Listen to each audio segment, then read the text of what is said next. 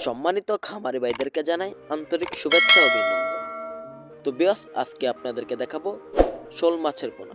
তো বিয়স মাছের পোনা দেখানোর আগে আপনাদের সাথে আজকে পরিচয় হয়ে নেই।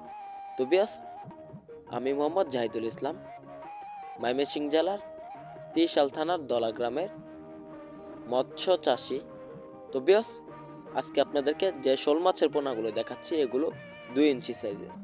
আমাদের এখানে সকল সাইজের সকল ক্যাটাগরি দেশি শোল মাছের পোনাও রয়েছে, তাছাড়াও রয়েছে ভিয়েতনাম শোল মাছের পোনা।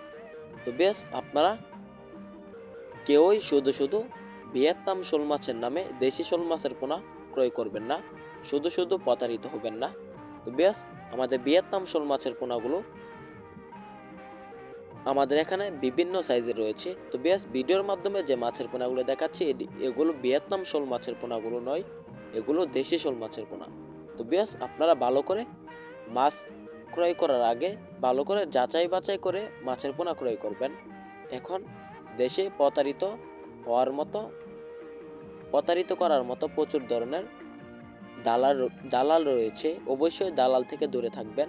আপনারা ভিয়েতনাম শোল মাছ বলে আপনাদেরকে দেশি শোল মাছ গছিয়ে দিবে, এটাই দালালদের ব্যবসা।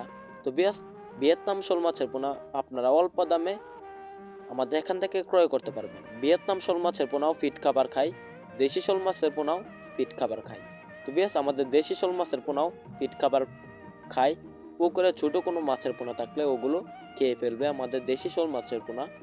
তো ভিয়েতনাম আর দেশি শোল মাছের পার্থক্য, ভিয়েতনাম শোল মাছে একটু সাদা ধরনের দাগ রয়েছে, হলুদ হলুদ, আর ভিয়েতনাম শোল মাছ একদম দাগ কালো আকারের বড় বড় দাগ রয়েছে, এগুলো ছোট ছোট দাগ আমাদের দেশি শোল মাছের গায়ে।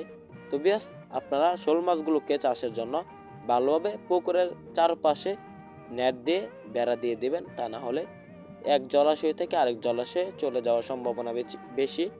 তো আমাদের এখান থেকে পাইকারি দামে ক্রয় করুন দেশি শোল মাছের পোনা, ভিয়েতনাম শোল মাছের পোনা এগুলো কিন্তু দেশি শোল মাছের পোনা। আবার বলে দিচ্ছি, আমাদের এখান থেকে মাছের পোনা ক্রয় করে প্রতারিত হবেন না। ভিডিওটি ভালো লাগলে চ্যানেলটি সাবস্ক্রাইব করুন। আবারও দেখা হবে পরবর্তী নতুন ভিডিও।